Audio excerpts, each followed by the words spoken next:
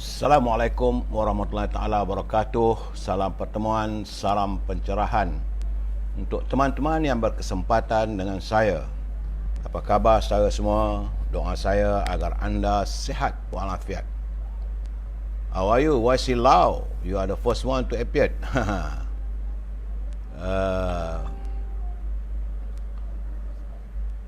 Salam YC Lau. Saudara Puan Nurleha Rahmat. Apa khabar Puan? Doa saya anda sihat walafiat bersama keluarga. Hafiz Wan Basirun dari Ceras. Cerah hujan tak? Di sini hujan ni. Pak Cho, Saudara Mustafa Ilyas, Waalaikumsalam. Saudara Syafri Zairi. Begitu juga dengan my friend. My friend, I'm your friend. Rubidin, apa khabar Bi? Doa saya anda sihat bersama dengan keluarga. Jangan lupa teman-teman share and like ya. Tengok naik banyak tu semangat saya sikit. Hari ni letih saudara sebenarnya. Sudah 4 kelengking. Tapi kita kena berusaha. Life must go on. Saudara Fazil Yub, Waalaikumsalam. Gadion Ion. Begitu juga dengan saudara Azam Khairil.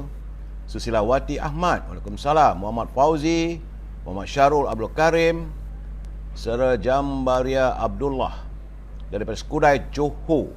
Salam Toto Amno. Saudara Ayub Ngoh, Joka, apa khabar Jo? Moga sihat. Zainal Ishak, saudara Honor Yalah, harap dapat tolong rakyat. Memanglah kita sentiasa, saya hanya mampu menyuarakan, saya tak ada kuasa. Saudara Ghafar Subuh, puas menunggu live Datuk.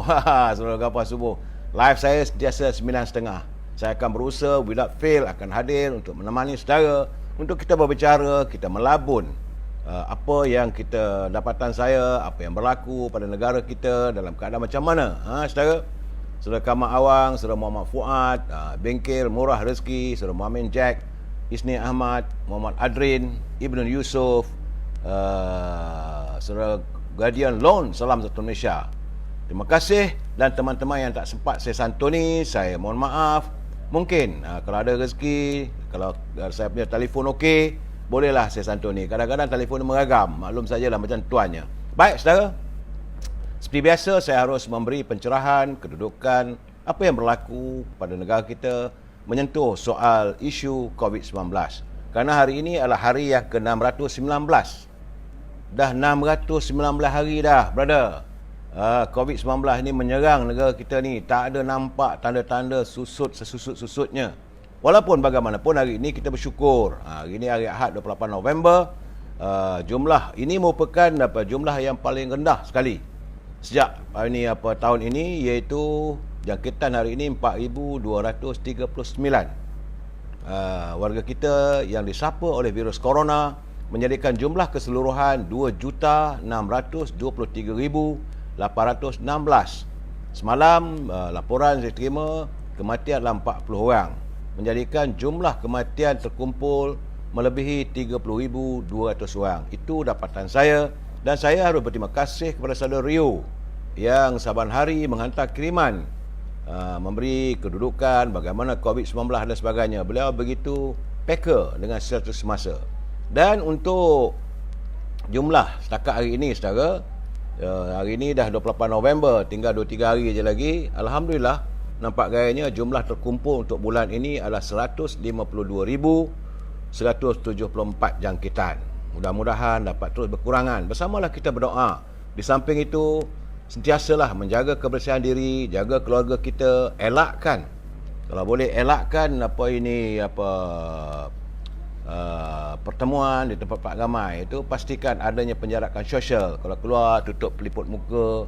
Balik rumah, basuh tangan atau mandi. Jagalah saudara. Kita jaga keluarga kita, insya-Allah.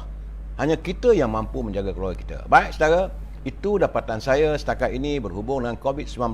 Datuk Perdana JR, hebat. Apa khabar saudara Janis Rahman? Saya Bengkel Murah Rezeki minta tambah masa. Saya tak boleh, masa diberi cuma 1 jam, paling-paling lewat 1 jam setengah saja. Kadang-kadang tak mampu saudara 1 jam bercakap seorang-seorang. Kadang-kadang terasa juga macam burung belatuk bercakap kokak-kokak seorang. Saya, tapi bagaimanapun, saya ucapkan terima kasih kepada saudara yang sempat bersama dengan saya. Yang saya minta daripada saudara adalah like, share dan subscribe.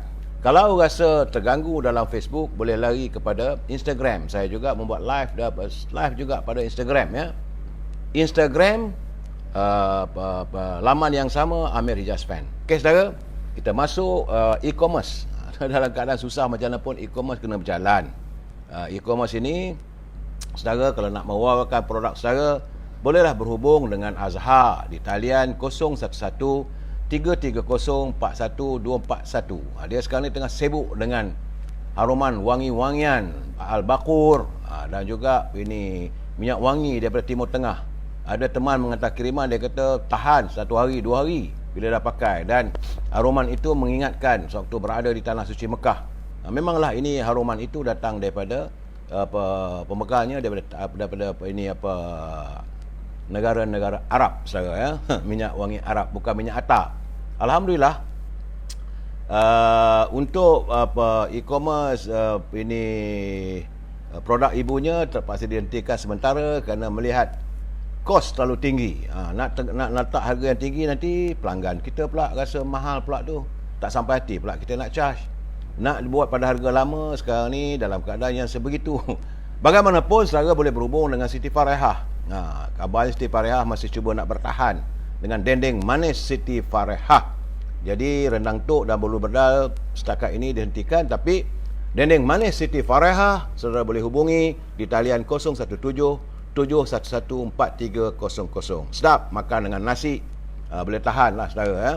Begitu juga kalau saudara yang tinggal di Lembah Kelang, boleh berhubung dengan Syauqi, harga di bawah pasaran. Hubungi Syauqi di syarikat Kezinis di talian 012 357 5703. Buah-buahan ini akan sampai ke rumah saudara dan harganya adalah di bawah harga pasaran. Kiwi, ceri, anggur, buah apple. Saudara, makan buah-buahan itu lebih baik untuk digestion system kita, saudara. Jadi yang akhir sekali, tentulah saya memberi pencerahan tentang sahabat kita, saudara Zul daripada Tokoh Jamu Kemaman. Beliau boleh dihubungi di talian 019 917 0449. 019 917 0449. Pencerahan hari ini saya tak dapat tunjuk gambarnya. Itu madu habatus sauda plus tunjuk langit. Itu merupakan gabungan herba terpilih daripada Timur Tengah dan daripada Asia.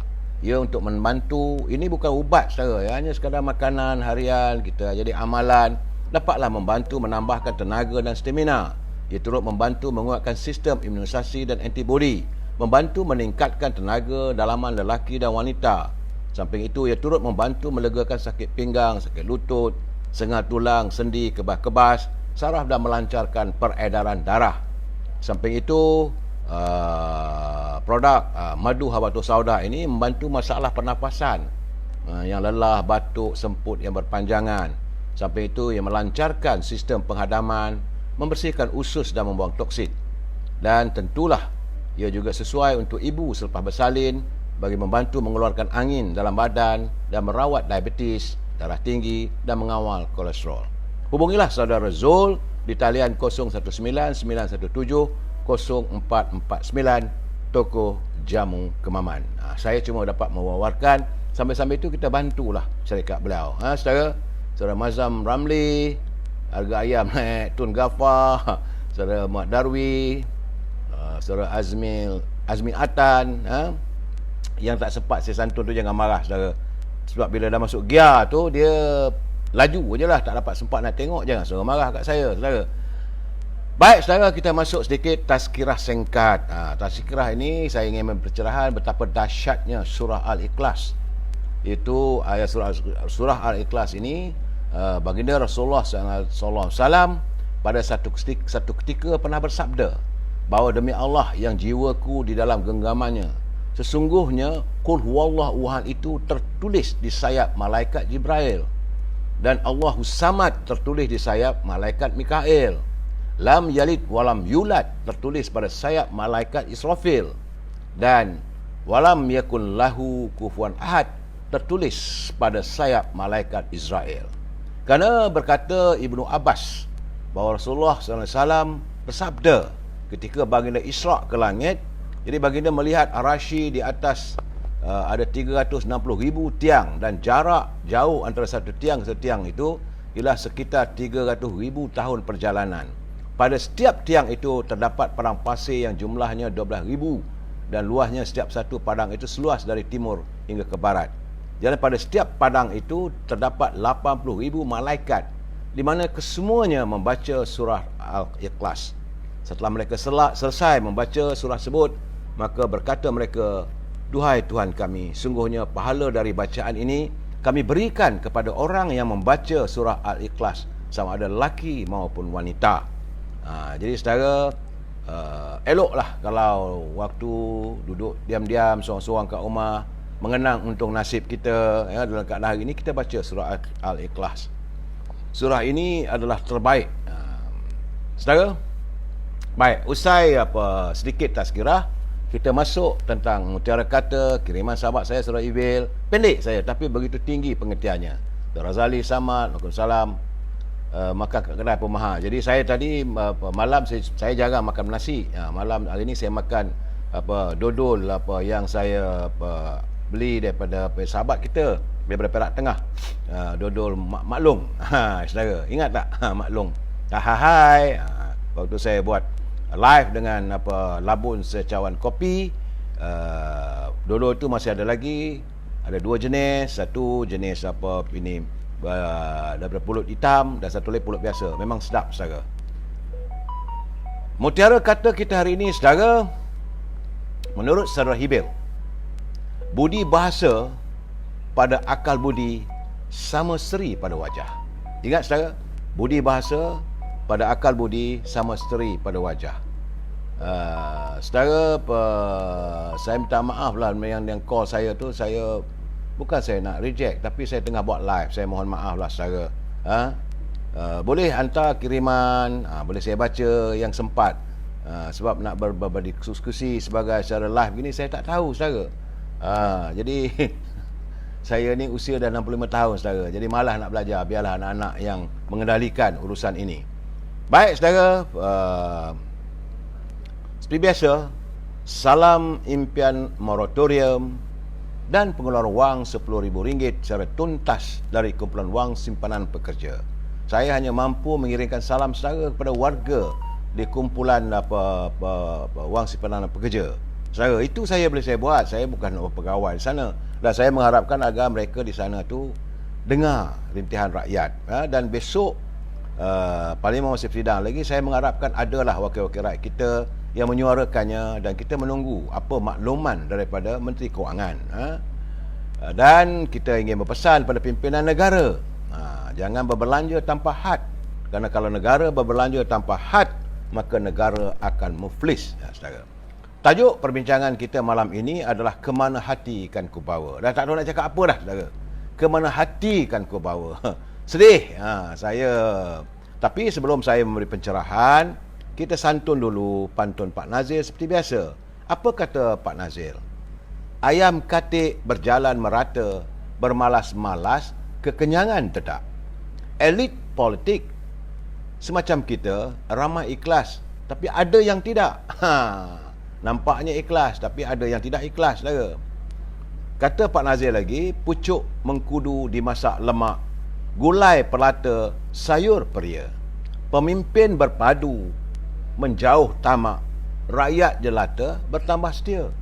Kalau pimpinan negara kita ni berpadu dan mereka tidak tamak haloba, maka rakyat jelata pasti bertambah setia kepada mereka. Itu peringatan daripada Pak Nazir. Terima kasih Pak Nazir yang saban hari menghantar kiriman kepada saya. Kiriman pantun bukan senang saudara, dari Perlis jauh tu. Sekarang ni tak tahulah musim buah mangga harum manis. Kalau ada musim buah mangga harum manis, rasanya nak minta pesan daripada Pak Nazir. Pak Nazir, hai. Kemudian saya tak lupa juga untuk menyantuni pantun petang tadi dikirim oleh sahabat saya. Beliau adalah merupakan pejuang muda daripada kawasan Perak Tengah, saudara Nordin Malik. Kata saudara Nordin Malik, petang-petang bermain gasing, hendak memangkah talinya lusuh. Pertanian dikawal warga asing, anak muda tidak diasuh. Jadi secara Nordin ni dia cukup prihatin. Dan saya suka pantunnya, kadang-kadang pembayangnya tu mengingatkan saya, mengimbau zaman kita di desa, di kampung dulu. Bila dia kata petang-ketang bermain gasing, anak-anak sekarang tak main gasing dah. Jadi mengimbau saya, anak-anak sekarang nak buat gasing pun tak tahu. Kita dulu tahu buat gasing saja. Jadi katanya petang-petang bermain gasing hendak memangkah. Memangkah tu selalunya kita gasing paku tu kita pangkah supaya pecah orang punya. Sebab itu kalau gasing diperbuat daripada kayu limau, itu yang terbaik. Tapi kalau pakai kayu jambu, mudah dibuat tapi cepat kalah. Saudara. Jadi saudara Nordin ni, beliau merupakan antara anak-anak desa yang dulu bermain gasing. Tapi anak-anak sekarang ni bermain komputer di hujung jari. Petang-petang bermain gasing hendak memangkah, talinya lusuh. Pertanian dikawal warga asing, anak muda tidak diasuh. Sepatutnya kita mengasuh anak-anak muda kita ni dalam pertanian. Jangan kita biarkan pada warga asing, sebab kita lihat gambar-gambar dalam internet, ada pula daripada Bangladesh pula, mereka pula bertani, tanam padi dan sebagainya. Saudara, jangan sampai begitu berterusan. Katanya lagi, mangga perlis bernama cukanan, izin memetik tuan yang punya. Keselamatan makanan bukan mainan, berlapal perut buruk padahnya. Jadi ini beliau sebagai pejuang mengingatkan pimpinan, kalau keselamatan makanan ini bukan mainan. Kerana kalau bila rakyat perut lapar tu buruk padahnya. Sebab tu saya mengingatkan, berkali-kali saya mengatakan negara perlu mengadakan kita punya food bank. Saudara, baik, terima kasih saudara Nordin, terima kasih Pak Nazir. Kita santun sedikit. Ini bahasa-bahasa lama yang mengingatkan kita tentang kepimpinan Melayu yang diharapkan oleh pemimpin terdahulu. Curipan daripada buku Pemimpin dalam Ungkapan Melayu yang dikirimkan kepada saya oleh Tan Sri Johan Jaafar. Buku ini ditulis oleh Tenas Effendi, terbitan Dewan Bahasa. Kerana warga bangsa kita ini ingin melihat pemimpin yang disebut sebagai pemimpin alih. Jadi setiap yang ditetapkan dalam masyarakat mau diubah-ubah. Itu adanya pemimpin alih. Asyik nak mengalih saja. Akhirnya mereka melakukan adat ditukar, undang dialih, diberi nasihat, ia berdalih, diberi ingat, ia menindih, perangai buruk, tak kenal kasih, negeri rosak, rakyat jerih. Pemimpin dahulu mengingatkan agar pemimpin kita hari ini jangan bersikap mudah alih itu alih ini. Bila mereka dijadikan pemimpin, banyak selisih. Selisih ini bergaduh, berselisih faham, tak nak dengar cakap orang. Baiknya hilang, buruk yang boleh. Dijadikan tua, tidak boleh. Jadi tua tu ketua tak boleh. Dijadikan induk, anak tertindih. Memimpin negeri, hidupkan pedih. Jadi kalau mereka memimpin negeri, maka hidup rakyat akan pedih. Itu adalah culipan daripada kata-kata pemimpin terdahulu kita. Jangan hadirnya pemimpin Melayu kita ni untuk hari ini dan masa depan bersikap yang sebegitu. Kita sambung lagi malam besok tentang culipan daripada kepimpinan Melayu, impian dan harapan warga kita yang terdahulu. Baik saudara, seperti biasa, saya perlu mengingatkan kepada saudara bahawa mereka yang menyunting semula live saya ini dan dimasukkan ke dalam channel YouTube, maka itu adalah tanggungjawab anda. Saya tak ada bertanggungjawab. Kerana besok kabarnya Datuk Luqman Adam pula dah kena panggil. Ada siasatan. Jadi mungkin kerana culipan pendek-pendek. Ya saudara, jadi saya harapkan saudara yang menyunting setiap live yang saya buat ini, anda harus bertanggungjawab. Saya tidak bertanggungjawab. Begitu juga kalau saudara mengantar kiriman, perlu bertanggungjawab. Saya tak mampu untuk menilai satu persatu. Kadang-kadang nak menyebut pun tak sempat saudara. Jadi sebab itu fikirlah sebelum anda menulis, sebelum anda menyalin ataupun anda melakukan suntingan. Ingat, ini adalah pencerahan politik yang matlamatnya tidak lain tak bukan adalah untuk memberi pengetahuan, untuk kita berkongsi fikiran bersama. Lebih tak ada daripada itu. Dan prinsip kita mesti bersetuju untuk tidak bersetuju. We must agree to disagree, kerana kita adalah warga cinta damai dan harus menyantuni segala-galanya secara harmonis. Ingat saudara, basic kita yang sebegitu, insya-Allah tak ada masalah. Kerana hari ini saya menerima kiriman daripada WhatsApp. Seorang teman saya mengantar daripada Terengganu. Ini kisah yang agak menyayat hati saudara. Itu terdapat seorang pelajar perempuan. Dia hari-hari dia nak pergi ke sekolah. Dia pergi ke sekolah walaupun giliran hadirnya ke kelas fizikal. Dia sekolah sekarang ni dibuka seminggu untuk kumpulan ini. Seminggu kumpulan lain. Tapi anak gadis ini, anak perempuan ini dia pergi juga. Walaupun bukan apa waktunya beliau memasuki kelas fizikal minggu itu. Akhirnya setelah disiasat, rupa-rupanya dia hadir tu kerana untuk mendapatkan makanan percuma RMT. Rancangan makanan untuk anak-anak sekolah. Jadi sekarang saudara, begitulah keadaannya. Kerana rakyat lapar. Sebab itu saya mengatakan, Pak Menteri lihatlah benda ni. Jadi anak-anak kecil ni pun terpaksalah dia pergi ke sekolah. Bukan nak belajar, tapi sekurang-kurangnya pergi kat sekolah tu dapat sedikit makanan untuk menyambung kehidupan. Saudara, saya juga mendapat kiriman daripada saudara Hazrul daripada Besut. Petang tadi memang kasar bahasa dia, tapi saya tidak akan menyampaikan secara begitu. Saudara Hazrul, kita kena berbahasa yang harmonis. Memang saudara, saya tahu saudara juga marah kerana katanya salam tu dia kata kedai Eko yang menjual barang-barang harga 2.10 itu saya rasa dulu kedai 2 sen rasanya. Hari ini pun dah terpaksa menaikkan harga. Jadi apakah permasalahan ini tidak dilihat oleh Menteri Perdagangan Dalam Negeri dan Hewan Pengguna dan timbalannya? Apakah mereka tidak nampak semua ni?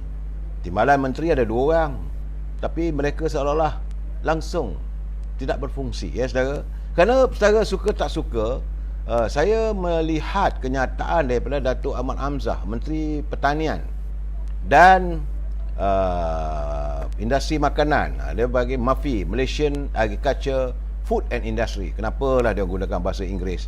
Gunakanlah bahasa Melayu, Kementerian Pertanian dan Makanan. Tapi tak apalah, bila kiriman begitu, Kementerian Pertanian dan Industri Makanan, MAFI, memberi jaminan. Katanya memberi jaminan bahawa harga sayur, terutama yang diimport, akan kembali stabil menjelang hujung tahun ini. Mak Datuk, sampai hujung tahun baru nak stabil. Itu belum tahu lagi, saudara. Itu kenyataan daripada timbalan menterinya, Datuk Seri Ahmad Hamzah. Dan alasannya kerana ini berlaku disebabkan faktor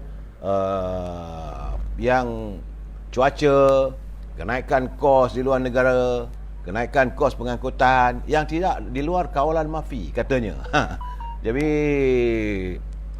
menurut Datuk Ahmad Hamzah, dia kata mereka mengesan kenaikan ini bermula Oktober lalu dan dijangka harga dapat distabilkan sehingga hujung tahun. Main jangkanya mana boleh. Sepatutnya bila tahu harga dah naik, terus address the issue. Sebab yang mengeluarkan permit untuk mengimport sayur-sayuran daripada luar negeri ini adalah Kementerian Pertanian.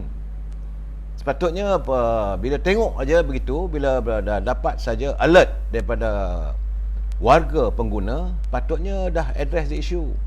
Tapi nampak gayanya main jangka aja. Jangka akan turun, jangka akan turun.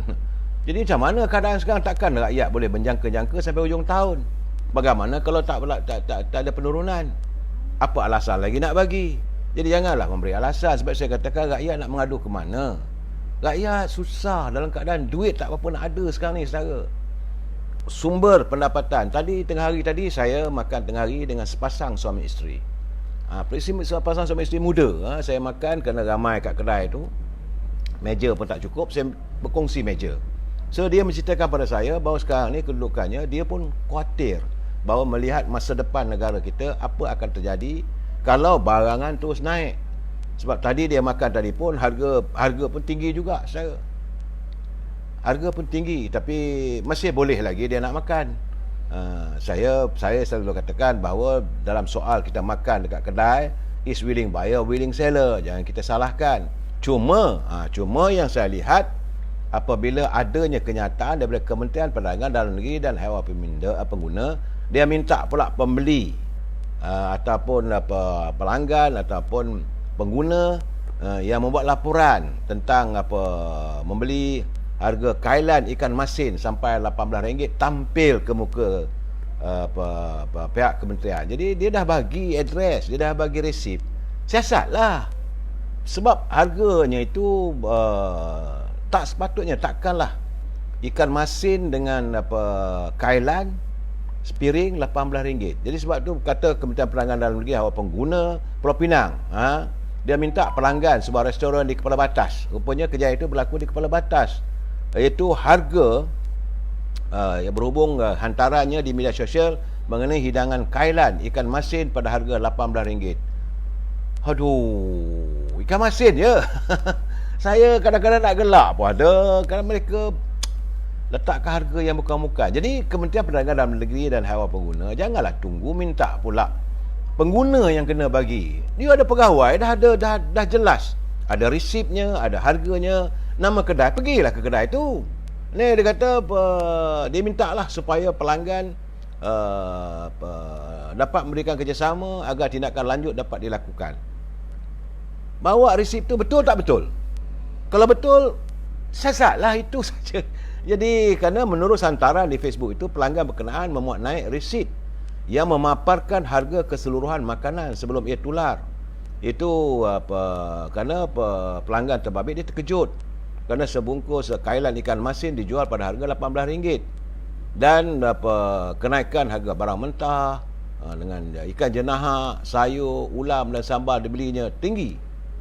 Kos keseluruhan makanan dibeli individu berkenaan adalah berjumlah RM122. Tapi namun katanya dia tidak mendedahkan nama restoran berkenaan. Saya rasa ada dalam Facebook ni, siapa penggunanya hubungilah. Tak perlulah kita minta mereka tampil. Jadi dah ada aduan bawa ambil tindakan. Tak sepatutnya begitu, saudara. Saya haraplah sebagai Kementerian Perdagangan Dalam Negeri dan Haiwan Pengguna jangan bersikap begitu. Ada aja masalah, terus address the issue. Macam saya kata semalam, turun ke lapangan, siasat. Anda tak terasa sebab anda mendapat gaji bulanan. Rakyat terkesan yang amat sangat. Rakyat nak mengadu ke mana dalam keadaan sekarang ni? Harga barang mencanak-canak. So Mak Kamal, Tok, Bangla tanam sayur untuk pendatang saja. Saya tak tahu yang ini sejauh mana benarnya, tapi memang saya nampak ada gambar dalam Facebook. Mak Bangla dia tanam sayur, dia tanam padi dan sebagainya. Saudara Mak Fauzi, aku orang Kepala Batas. Ini Kepala Batas tu tak tahulah macam mana harga tu bolehlah lihat, saudara. Duhai saudara Zari Zamzam, jika semua ini gagal, UMNO terpalit dengan kegagalan ini sebab PM dari UMNO. Itu yang saya katakan. Sekejap lagi saya nak ulas sedikit. Bagaimanapun ada sedikit kelegaan. Jangan kita nak marah terusan. Saya nampak kelegaan, ada harapan je, lain tak dapat lagi. Sejauh mana benda ini dapat ditangani secara tuntas, tak tahulah. Bila saya dengar adinda saya, saudara Muhammad Syahar, Timbalan Menteri Kewangan 1, dia kata bahawa rakyat yang berasa layak menerima bantuan keluarga Malaysia BKM ini boleh mengemukakan permohonan baru mulai 1 hingga 31 Januari depan. Kena tunggu sebulan lagi lah nak minta. Sebelum tu tak tahulah nak buat macam mana, saudara. Dan kata saudara Syahar, tempoh sebulan itu diharap dapat dimanfaatkan bukan saja untuk permohonan baru, malah dapat dikemas kini data-data untuk memastikan tiada yang tercicir. Jadi kalau Kementerian Kewangan dah sedar ada yang tercicir, alhamdulillah. Saya hanya menyuarakan saban malam, lain tak ada, saudara, tentang rintihan rakyat. Jadi katanya bolehlah mereka merujuk di laman sesawang Lembaga Hasil Dalam Negeri untuk berhubung dengan permohonan untuk mendapatkan bantuan BKM ini bagi tahun 2022 bermula 1 Januari, di mana peruntukan sejumlah RM8.2 bilion disediakan. Katanya, bagi saya itu ada harapan. Mudah-mudahan dapat menjadi kenyataan. Jadi saudara Shah Zain, kebanyakan menteri cak ayam tu memang ramai sangat-sangat, kadang-kadang mereka tak tahu nak buat kerja agaknya. Dan sebab itu hari ini saudara, saya pun ketawa. Betul lah kita mengatakan kadang-kadang bahawa ini kapitalis menguasai pasaran. Pihak berwajib, pihak kementerian yang punya undang-undang tak dapat melaksanakan. Apakah mereka tidak berani untuk menggunakan akta-akta yang sedia ada? Saya pun tak faham, saudara. Sebab hari ini Kementerian Dalam Negeri dan Haiwan Pengguna KPDN SEP, dia kata dia meminta agar pengeluar produk roti Gardenia, iaitu Gardenia Bakeries dan Berhad, menangguhkan langkah untuk menaikkan harga roti dan ban keluarannya di pasaran. Saya tengok benda begitu, saya geleng kepala. Takkan menteri kata, tunggu dulu, jangan naik. Mereka tentu ada kesannya, harga tepung naik, harga kos labor naik, kos tarif elektrik mungkin naik, kos air juga naik. Jadi panggillah berbincang. Jadi ini kata Rasul Wahid, Apakah hanya sekadar memberi kenyataan bahawa Kementerian Perdagangan Negeri dalam Dewan Pengguna ini sedang berunding dan minta pula supaya Gardenia tidak meneruskan langkah untuk menaikkan harga bekalan roti dan sebagainya. Saya lihat benda begini sebab tu saya kata bahawa syarikat Gardenia Bakeries ini dia juga terbabit kalau tepung itu mahal, apa dia boleh buat. Sepatutnya dikaji bagaimana tepung, gula, segala susu dan segala keperluan untuk membuat roti, ban dan sebagainya itu dapat dikawal harganya. Jadi dari awal kita kawal, maka yang atas itu tentulah boleh. Tapi kalau bagi tahu suruh turun, suruh jangan naik dulu, mereka pun kata ni apa benda ni. Kalau mereka laksanakan juga kenaikan harga, apa yang kita boleh buat? Ini keadaan sekarang ni saya nampak bahawa seolah-olah tak ada ministry ataupun menteri ini, kementerian itu lost grip.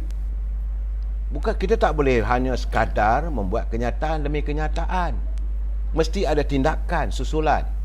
Jadi kalau harga roti, puncanya ke apa? Puncanya ibu roti, bahan-bahannya, kenaikan, cost labor dan bincang. And then panggillah pihak yang terbabit. Kalau berhubung dengan pengguna, pekerja, bincang dengan Kementerian Sumber Manusia. Kalau tepung naik, setara mengawal mereka yang menjadi pembekal ataupun pengimport tepung, gula dan sebagainya. Kerana syarikat yang diberi kesempatan untuk menjadi pengimport gula, tepung, bukan ramai mana pun, boleh panggil, cakap terus terang bahawa kerajaan sedar, kita pun faham bahawa harga gula di pasaran dunia juga meningkat, tepung juga meningkat, tapi carilah upaya. Sebab itu saya katakan yang kekhawatiran saya, sebab kita tidak ada food bank. Persiapan kita menghadapi untuk 3 bulan mendatang, setahun mendatang, apa nak jadi pada negara kita ni. Kita ada kilang tepung dekat Lumut tu, bukan tak ada. Apakah biji tepung itu datang tu masih lagi harga terkawal. Jadi siasatlah. Takkan itu pun kita nak ajar saudara. Saudara Coca-Cola moh, abah kau sabotaj. Mungkin saya tak tahu. Saudara. Sebab itu saya melihat saya juga tertarik dengan kenyataan sahabat saya Datuk Mukhtar Samad. Dia concern sebab ramai orang menyalahkan menyalahkan peniaga. Mereka tuduh pada peniaga, sedangkan peniaga pun dalam keadaan tak boleh buat apa. Sebab tu dia kata perlu ada kajian lah. Pakar-pakar kat universiti tu panggil. Kita adakan pagi kaji macam mana untuk mengelakkan agar tidak peniaga-peniaga dituduh. Sebab peniaga ni pun mereka mendapat bekalan pada harga sedemikian. Takkan dia boleh jual dengan harga yang murah. Takkan dia nak rugi. Kalau bekalan datang dengan harga yang tinggi, tinggilah harganya. Itu kenyataan daripada Datuk Mukhtar Samad. Dia pun ada juga kedai dia di pasar Sungai Besi. Jadi beliau runsing kalau orang menuduh peniaga. Kita tidak menuduh peniaga. Tapi kalau macam kedai tadi tu jual kailan ikan masin RM18 tu, kita tersentak juga. Tapi saya katakan bahawa kita tak boleh nak menyalahkan peniaga. Sebab peniaga dapat bekalan banyak itu. Sepatutnya dikaji daripada peringkat awal asasnya. Asasnya ikan basah datang mana. Memanglah kata Datuk Mukhtar Samad, laut tidak bertepi, langit tidak bertiang. Betul. Tapi akhirnya bila dituduh peniaga seolah-olah peniaga yang menaikkan harga, maka akhirnya bibir mesra jiwa parah lah. Saya melihat dalam keadaan sekarang ini, yang paling penting berperanan haruslah Kementerian Perdagangan Dalam Negeri dan Dewan Pengguna, Kementerian Perdagangan, Kementerian MITI Antarabangsa, Menteri Ekonomi. Mereka inilah sepatutnya duduk semeja berbincang bersama-sama juga dengan pengurusi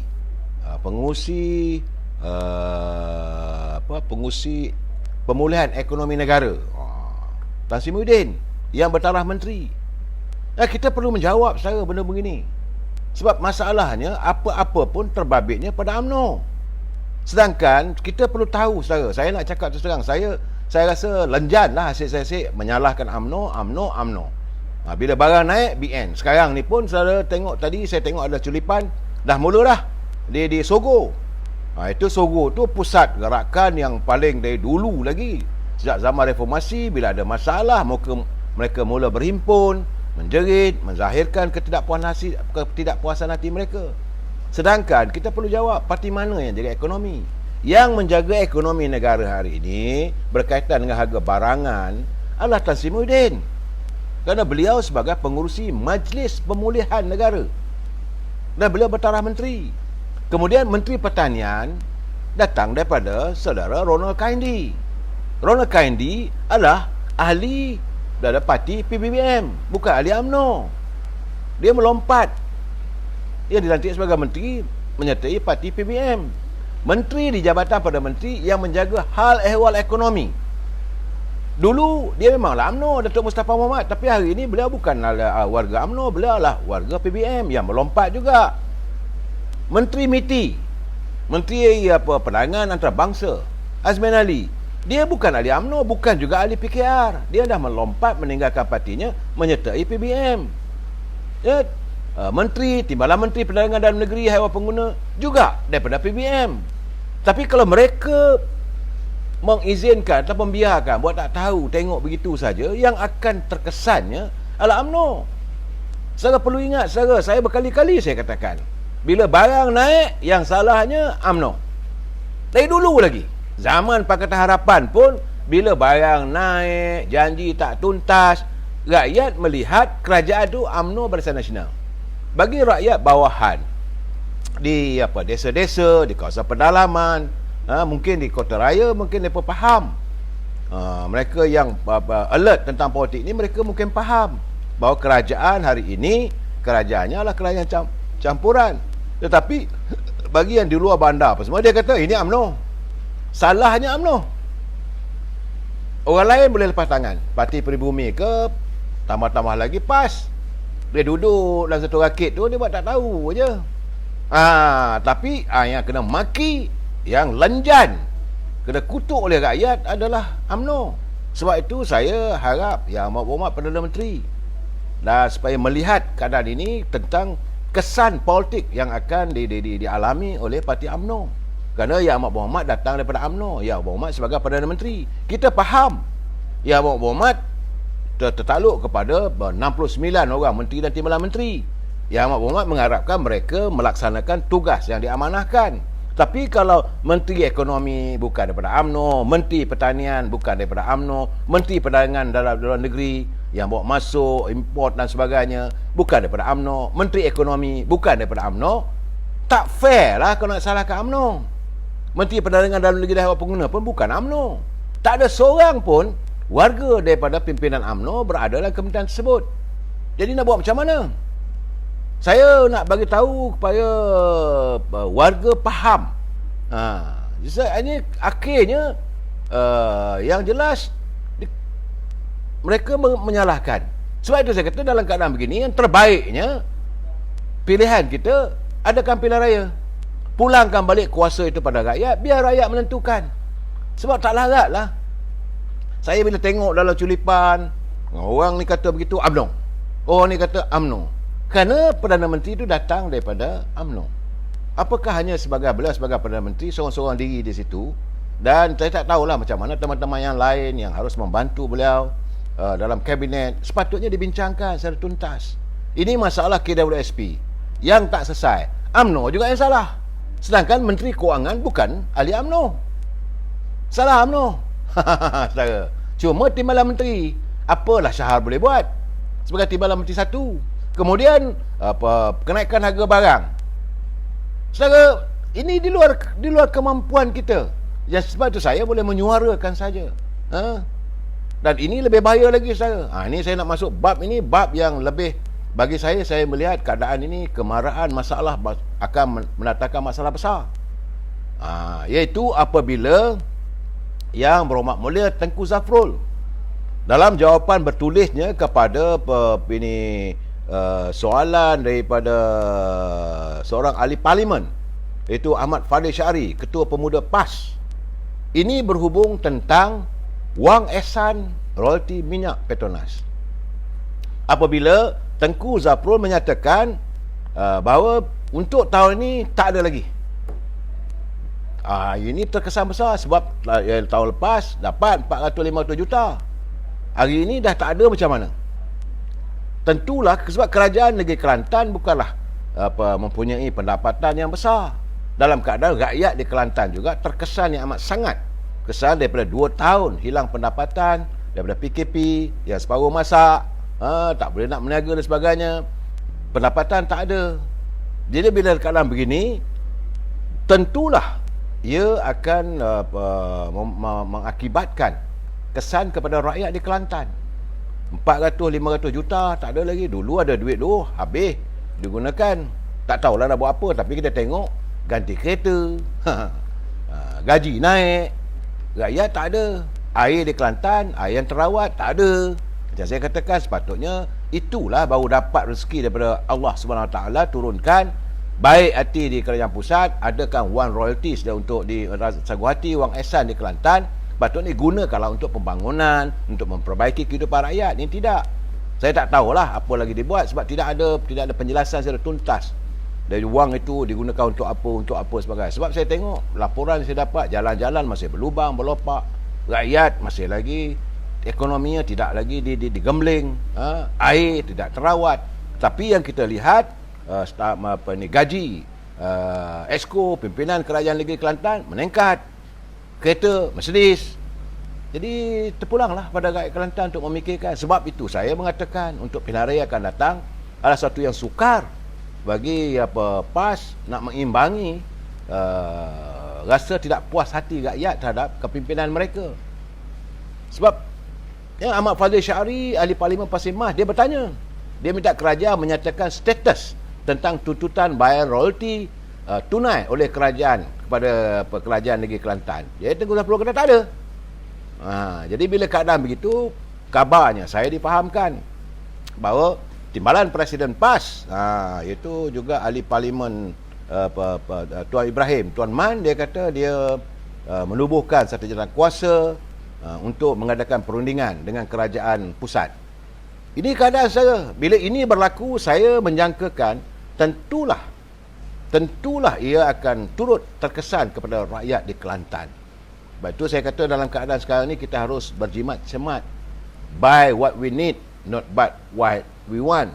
Kita belilah apa keperluan kita. Saya lihat sekarang ni dalam situasi yang sebegini, murung ekonominya, duit pula tak dapat lagi. Dulu ada juta-juta ringgit daripada kerajaan pusat, wang daripada Petronas. Dan perlu ingat, Petronas pun sekarang ni semakin tenat.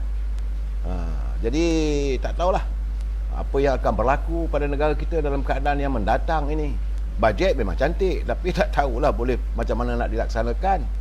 Kita berhutang, masih lagi berhutang, negara terus berhutang dan berhutang. Sebab itu saya merasakan untuk warga UMNO, saya ingin berpesan, inilah masanya setara turun di mesyuarat cawangan, menjelaskan kepada warga UMNO akar umbi, ahli-ahli di bawah, kenapa kita menuntut supaya diadakan pilihan raya sesegera mungkin. Kerana kita merasakan bahawa pimpinan yang ada hari ini tidak ada kemampuan dan mendatangkan masalah kalau dah ramai sangat. Tak dilayan, Perdana Menteri boleh tersingkir. Saya kena ingat, ada 100, Perdana Menteri kita cuma ada 114 sokongan. Tak dilayan daripada PBM, Perdana Menteri ni kalau tarik handbrake, tergolek dok Perdana Menteri. Tak dilayan permintaan PAS, tergolek dok juga Perdana Menteri. Di UMNO kita cuma ada 42 orang saja. Kita bukanlah dominan. Jadi sebab itu kadang-kadang saya melihat kedudukan Perdana Menteri dalam keadaan yang tak begitu mantap. Walaupun beliau ada mempunyai satu perjanjian dengan Datuk Seri Anwar Ibrahim, tapi hayatilah kenyataan Datuk Seri Anwar Ibrahim. Dia kata dia tidak akan menyulitkan, bukan menyokong Saudara Rozani kerajaan kena tangani masalah kenaikan harga barang. Kalau tidak, UMNO akan huyuk pada pihak. Ini yang saya kata Rozani, kenapa UMNO yang disalahkan? Why Mas UMNO memikul beban yang bukan datang daripada kita? Sebab menteri yang mengendalikan semua kementerian ini bukan daripada UMNO. Jadi sebab itu dalam mesyuarat cawangan-cawangan ini, ketua-ketua cawangan, pimpinan di peringkat bahagian akar umbi kena perjelaskan kepada ahli supaya mereka tidak mudah pemikiran mereka dipesongkan oleh orang-orang yang tidak mahu melihat kestabilan UMNO akar umbi.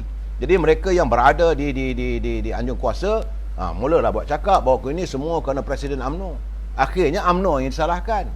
Sedangkan mereka berada di anjung kuasa, mereka sepatutnya melaksanakan tugas. Sebab itu saya katakan lenjan UMNO dalam keadaan begini. Yang kesalahan, kesilapan yang bukan dilakukan oleh pimpinan UMNO. Sebab itu UMNO menuntut supaya dengan segera.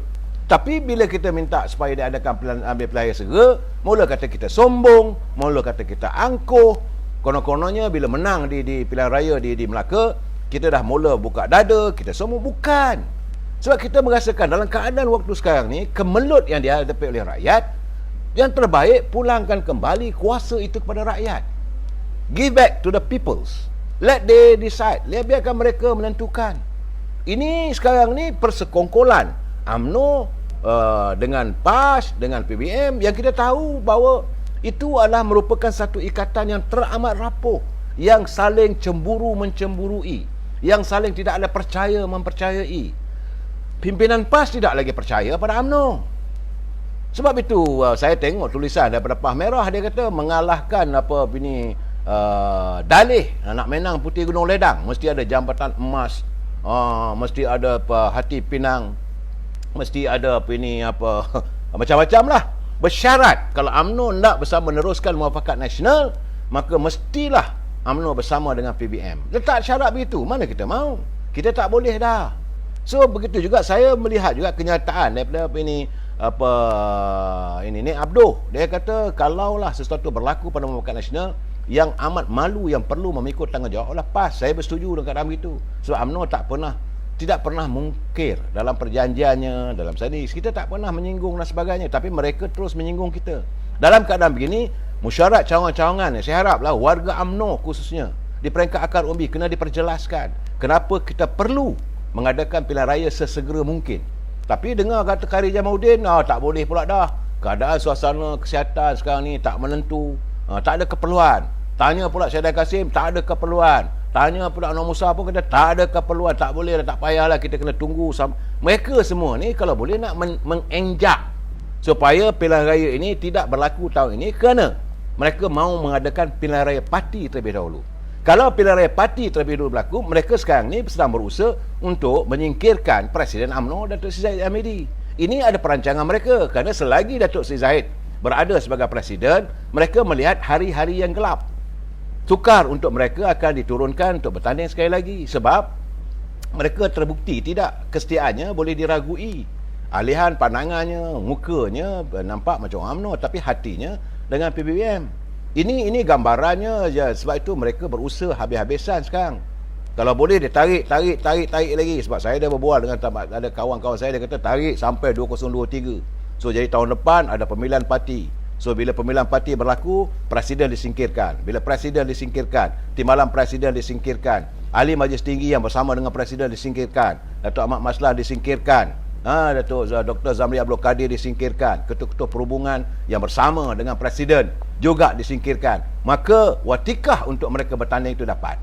Ini datang daripada orang-orang ahli-ahli parlimen yang sudah mereka faham bahawa mereka tidak akan diturunkan lagi kerana prestasi mereka merosot teruk. Begitu juga menteri-menteri yang ada, yang mereka yang berada di anjung kuasa sekarang. Saya lihat duduk satu meja tapi tak boleh berbincang tentang masalah rakyat. Mana suara UMNO yang memperjuangkan tentang rakyat? Harga barang sepatutnya UMNO sepatutnya jadi juara. Ini tidak. Yang saya dengar sekarang ni mujahid daripada Parti Amanah. Dan saya cakap terus terang, ini akan digunakan isu ini oleh Parti Pembangkang, oleh keadilan. Mereka juara dalam mengemukakan, menggemburkan isu ini. Akhirnya mereka kata tolak BN. Ini keadaan ini akan berlaku. Biar saya meramalkan lebih awal. Sebab itu kita rasakan terbaiknya buat pilihan raya awal. Terpulang pada rakyat. Sebelum pemikiran rakyat ni didongangkan dengan keadaan yang bukan-bukan. Dan saya lihat juga sekarang ni macam pilihan raya negeri Sarawak. Kalau berterusan harga barang naik begini, walaupun Abang Johari mengucapkan terima kasih UMNO Barisan Nasional dan Parti Bersatu tak bertanding, tak meletakkan calon bertanding di Sarawak. Kerana itu masalah Sarawak, mereka akan menyelesaikan sama mereka. Saya melihat pimpinan Sarawak juga akan uyup. Rakyat akan memilih daripada parti pembangkang di Sarawak. Saya cakap terus terang saudara, kalau harga barangan tidak mampu ditangani, dan ini akan menyentuh soal di Sarawak. Tambah-tambah lagi saya melihat adanya gerakan yang ini bahaya. Itu gerakan yang saya lihat seolah-olah mereka mengutarakan persoalan perjanjian 63 dan sebagainya.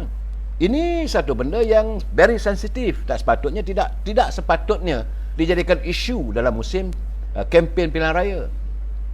Dalam keadaan begini, mereka akan mengatakan barang naik kerana kita tidak menentukan dasar kita. Barang kehidupan rakyat tak dapat disatukan kerana Semenanjung tidak membantu kita. Akhirnya pimpinan yang ada di Sarawak juga, pimpinan Dato' Abang Johari juga akan disingkirkan oleh rakyat mereka.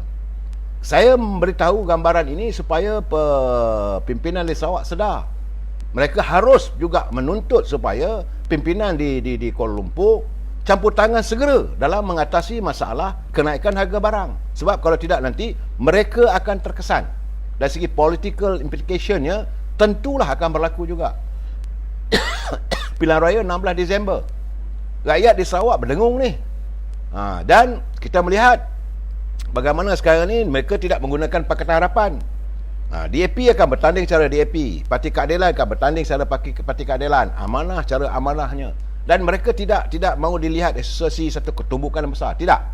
Dan memang pun dari segi Sarawak, wakil-wakil daripada Parti Keadilan memang ramai. Mereka memang ada grip di Sarawak. DAP memang ada grip di Kuching dan sebagainya. Dan Amanah juga ada wakilnya. Dan kali ini bila mereka turun kali ini dengan pencak politiknya, harus berhati-hati. Saya melihat memang untuk di Sabah tu keadilan dulu masa pilihan raya Sabah saya dah kata bahawa keadilan belum lagi mantap penguasaannya. Tapi di Sarawak mereka mantap. Rakyat Sarawak lebih memilih untuk bersama dengan Parti Keadilan.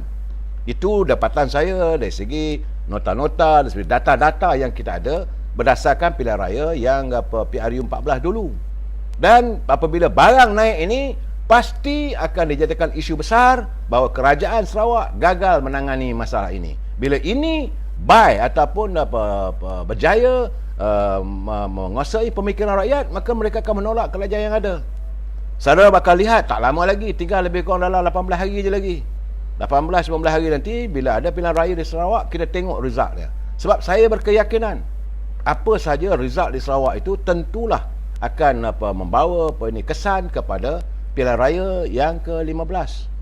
Kalau itu berlaku, artinya rakyat sudah menolak siapa saja yang menjadi kerajaan. Macam mana di Melaka, rakyat dah tolak. Rakyat tambah bosan dengan glamour-glamour cerita itu cerita ni. Rakyat tak nak. Rakyat nak tahu sekarang ni apa yang boleh dilakukan. Macam saya katakan, macam di Melaka itu hari, dia orang bagilah apa manifesto pun, rakyat tidak akan terperangkap atau terpengaruh. Tetapi yang mereka bila UMNO menjanjikan kestabilan politik untuk kemakmuran rakyat, mereka faham. Secara Pak Tam Kedah, barang-barang di kedai yang ada kerajaan kena pantau. Ini saya katakan bahawa bukan saja Kementerian Perdagangan Dalam Negeri dan Hewal Pengguna, Kementerian Pertanian kena memantau. Secara Mak Nasikin, tunggulah PRU 15, rakyat akan tunjuk kuasa. Saya bagi tahu keadaan ini, yang saya nak jelaskan, janganlah UMNO dihukum. Tak pasal-pasal sekarang ni, sebab Kementerian Perdagangan Dalam Negeri dan Hewal Pengguna datang daripada parti PBM. Kementerian, sekali lagi saya umumkan bahawa Kementerian Perdagangan Antarabangsa dari PBM, Kementerian Pertanian daripada PBM, Ekonomi PBM. Jadi tiba-tiba tempiasnya lenjan UMNO kena. Jadi Jamaluddin Muhammad di Sarawak, PKR, DAP takkan menang. Kalau menang pun ada 3 atau 4 kursi. Saudara Jamaluddin Muhammad, saya cakap terus terang pada saudara, saudara lihat data. Lihat data pengaruh mereka. Betul, dulu waktu zaman PBB dulu, zaman Tun Taib Mahmud dulu, gripnya kuat kerana dalam Barisan Nasional. Dan waktu itu ekonominya okey. Sekarang ni rakyat Sarawak terkesan yang amat sangat. Saya bukan nak mewawarkan keadaan begini, saya bukan saya nak memangkah. Macam juga dulu bila saya kata keadaan ni berlaku di Melaka begini, semua orang kata saya dreaming. Bahawa saya kata banyak orang kata saya sembang kari lah, saya beri pandangan saya. saya melihat, saya merasai dapatan saya, teman-teman dari Sarawak mengirim apa curipan pada saya, menyatakan keadaan apa berlaku di Kuching, apa berlaku di Seratu, apa berlaku di Sarawak ni bukan kecil saudara. 81 Dewan Undangan Negeri.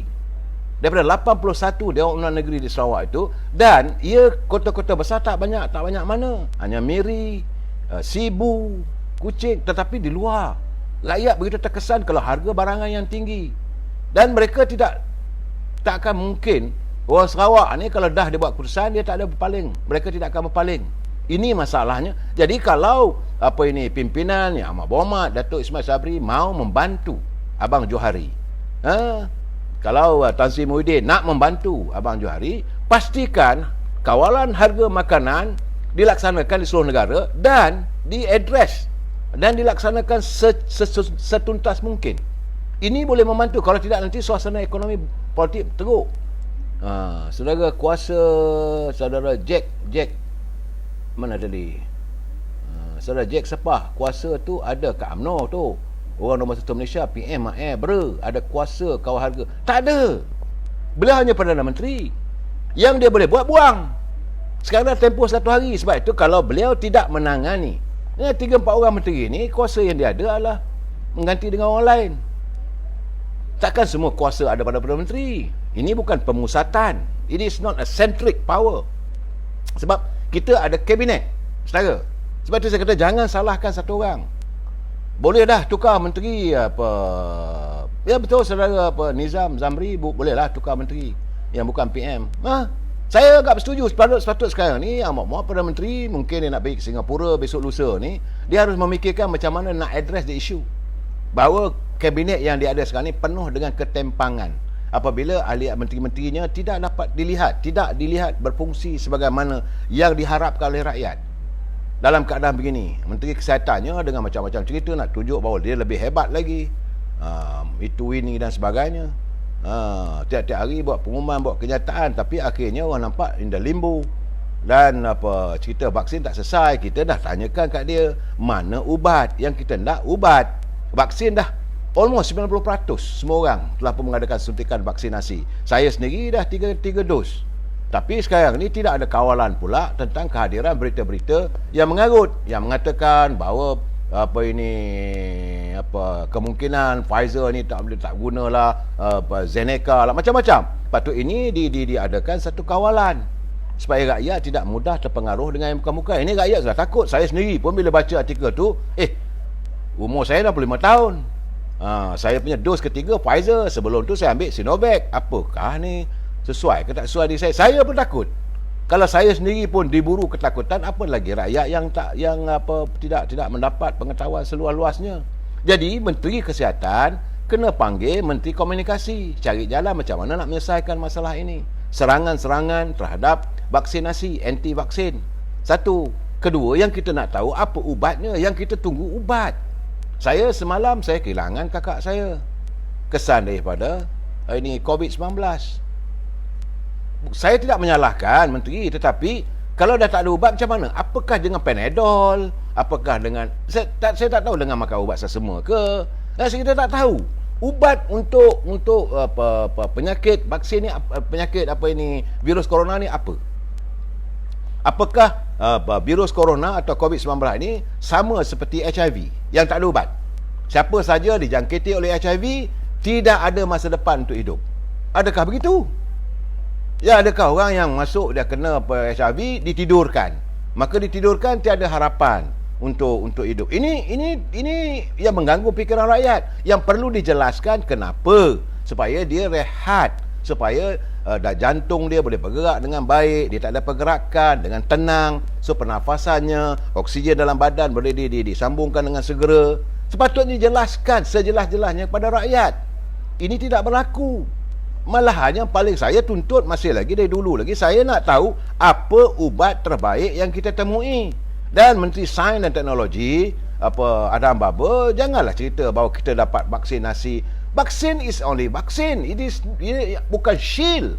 Dia bukan perisai untuk mengelak daripada jangkitan virus corona. Tidak. Dia hanyalah sebahagian daripada untuk memastikan kalau adalah kuman-kuman virus corona itu, bolehlah kena adanya vaksin ni bolehlah mengurangkan jangkitan. Tetapi yang kita nak tahu ubat. Kenapa tidak Menteri Sains dan Teknologi duduk dengan pakar-pakar perubatan apa semua, cari, belajar, hantarlah keluar negara pun. Macam mana India boleh menyelesaikan masalah. Ini masalah vaksin tak selesai. Masalah Kementerian Buruh tak selesai. Rakyat tak ada kerja, tak selesai. Pendapatan tak selesai. Kumpulan wang simpanan pekerja RM10,000 tak tuntas sampai hari ini. So jadi saudara Khairuddin Sadikin, saya tak mau menyentuh soal itu, saudara. Masalah undi ni is individu, bukan, kita jangan tuduh. Tak baik kita menuduh pihak ini tak mau mengundi, pihak itu tak nak mengundi. Tak boleh, saudara. Mereka tidak percaya kepada kepimpinan, tentu ada sebab, tentu ada reasonnya. Jadi terpulang pada pimpinan mereka lah. Kalau custom kata dia tak percaya, mana dia tak percaya pada Menteri Keuangan lah. Jadi mereka tak nak mengundi. Kalau warga yang bekerja di hospital apa semua tak nak undi UMNO Barisan Nasional dalam pilihan raya, itu kena ingat bahawa UMNO Barisan Nasional, it is not a sole government. UMNO Barisan Nasional bukanlah kerajaan dominan. Saya kena ingat, kerajaan hari ini adalah kerajaan campuran, di mana kedudukan UMNO begitu lemah, begitu rapuh. Kita cuma ada 42, dia orang ada 71 lebih. Dalam keadaan begitu, apa yang boleh yang Mohd Perdana Menteri lakukan dalam keadaan beliau yang cukup rapuh? Besar kemungkinan kalau orang kata buat ad lebih je, tarik sokongan 4 orang aja, 4 orang menteri saja tarik sokongan, atau 4 orang ahli parlimen. Ini yang saya lihat sekarang ni. Apabila kalau benar Azmin Ali dengan Zuraidah membentuk parti baru, so parti dia tarik sokongan, tergolek dok.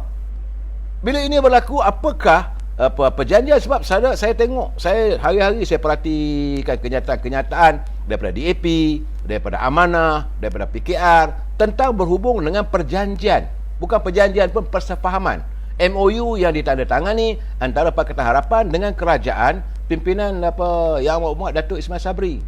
Mereka sudah mula goyah. Kalau mereka tarik, kalau ini kalau tak usah kena tarik, dia buat tak tahu saja. Yang tarik ni 10 orang daripada kumpulan Azmin Ali misalnya, apa boleh kita buat? Tumbang Perdana Menteri. So sebelum kita kena, baik saya kata, saya lebih setuju untuk diadakan pilihan raya. Lebih baik kita menghadapi pilihan raya umum dan kita serahkan segalanya kepada rakyat. Let the people decide what is the best for them. Kita sambung lagi malam esok. Wabillahi taufiq wal hidayah. Assalamualaikum warahmatullahi taala wabarakatuh. Selamat malam.